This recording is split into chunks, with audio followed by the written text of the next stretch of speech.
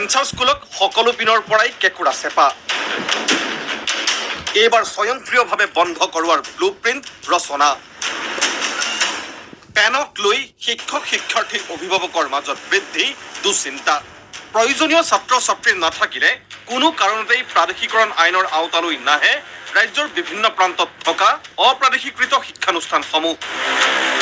এই কথা দিনৰ পোহৰৰ দৰেই সুস্পষ্ট আৰু ইয়াৰ বাবেই ৰাজ্যৰ বিভিন্ন প্ৰান্তত থকা অপ্ৰাদেশিকৃত শিক্ষানুষ্ঠানসমূহৰ লগতে কাঠফুলাৰ দৰে গঢ় লৈ উঠা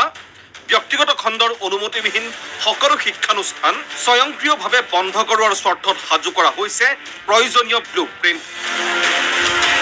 আৰু এই ব্লু প্ৰিণ্ট অনুসৰিয়েই দেশৰ অন্যান্য ৰাজ্যৰ লগতে অসমৰো প্ৰতিগৰাকী শিক্ষাৰ্থীৰ বাবে বাধ্যতামূলক কৰা হৈছে পাৰ্চনেল এডুকেশ্যন নাম্বাৰ চমুকৈ PEN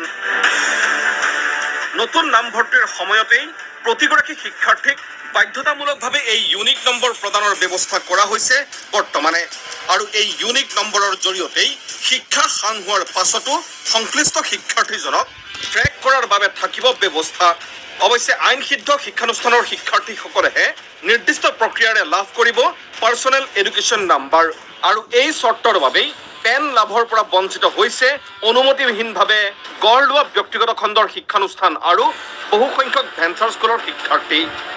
ভেঞ্চাৰ স্কুল কোনো আইনৰ অধীনত নাথাকে ভেঞ্চাৰ স্কুলখিনিয়ে যদি প্ৰাইভেট এডুকেশ্যনেল ইনষ্টিটিউশ্যন এক্টৰ অধীনতো নিজকে পঞ্জীয়ন কৰিলে তেওঁলোকে ৰিকগনিশ্যন পাব আৰু নহ'লে তেওঁলোকে প্ৰভিন্সিয়েলাইজেশ্যন এক্টৰ অধীনত আহিবলৈ হ'লে তাৰ আওতাৰ ভিতৰত আহিব লাগিব কেৱল সেয়াই নহয় আইন সিদ্ধ নোহোৱাৰ অজুহাততেই ইতিমধ্যে দৰ্পণ পৰ্টেলত নামভৰ্তি কৰোৱাৰ পৰাও বঞ্চিত হৈছে ভেঞ্চাৰ স্কুলত অধ্যয়নৰ মন মেলা বহু শিক্ষাৰ্থী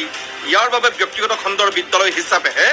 ভেঞ্চাৰ স্কুলসমূহক অনুমতি গ্ৰহণৰ পৰামৰ্শ শিক্ষা সংসদৰ এতিয়া যিখিনি অপ্ৰাদেশিকৃত ইনষ্টিটিউশ্যন আছে সেই ইনষ্টিটিউশ্যনখিনিও যদি একে প্ৰাইভেট ইনষ্টিটিউশ্যন কাৰণ আজিকালিতো ভেঞ্চাৰ ইনষ্টিটিউশ্যন বুলি কোনো মানে কথাই নাই সেই প্ৰাইভেট ইনষ্টিটিউশ্যনখিনিকো মই কৈছোঁ ভেঞ্চাৰ ইনষ্টিটিউশ্যন আপোনালোকক পাৰ্মিশ্যন লাগে DSCৰ পৰা আপোনালোকে এটা মানে কি পাৰ্মিশ্যন লৈ আহক লৈ অহাৰ লগে লগে মই আপোনালোকক ইয়াতে ডিবেট কৰি দিম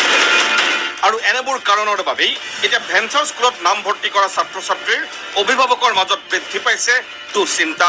এই দুশ্চিন্তাৰ বাবেই ভেঞ্চাৰ স্কুলত নতুনকৈ নামভৰ্তি নকৰোৱাৰো সিদ্ধান্ত বহু অভিভাৱকৰ আৰু অভিভাৱকসকলে এনে সিদ্ধান্ত গ্ৰহণ কৰা সন্দৰ্ভত এইদৰে ব্যাখ্যা আগবঢ়ায় শিক্ষামন্ত্ৰী ডক্টৰ ৰণোজ পেগুৱে বহু ছাত্ৰ ছাত্ৰী আছে তেওঁলোকে আনৰিকগনাইজ স্কুলত পঢ়ে চোকা ল'ৰা ছোৱালী তেওঁলোকে নৱোদয়ত নামভৰ্তিৰ কাৰণে যেতিয়া যায় প্ৰথম তেওঁলোক বাছনিও হৈ যায় নৱোদয়ত চিট পাইছে পোৱাৰ পাছত এডমিশ্যনটো ল'ব নোৱাৰে কাৰণ তেওঁৰ পেন নাম্বাৰ নাই বা তেওঁৰ ৰিকগনাইজ স্কুলৰ চাৰ্টিফিকেট কাজেই অদূৰ ভৱিষ্যতে যে ৰাজ্যৰ বিভিন্ন প্ৰান্তৰ অপ্ৰাদেশিকৃত বিদ্যালয়সমূহ ছাত্ৰ ছাত্ৰীৰ অভাৱত স্বয়ংক্ৰিয়ভাৱে বন্ধ হ'ব সেয়া নিশ্চিত বুলি ক'লেও অত্যুক্তি কৰা নহ'ব এই মুহূৰ্তত কিয়নো PEN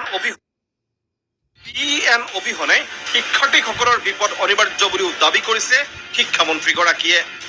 প্ৰত্যেক ছাত্ৰ বা ছাত্ৰীৰ তেওঁলোকৰ পেন থাকিবই লাগিব কাৰণ এইটো নহ'লে তেওঁলোকৰ ভৱিষ্যতে তেওঁলোকৰ অসুবিধা হ'ব এই নম্বৰটো একেবাৰে আৰম্ভণিৰে পৰা সকলোবিলাক স্বীকৃতিপ্ৰাপ্ত বিদ্যালয়ৰ কাৰণে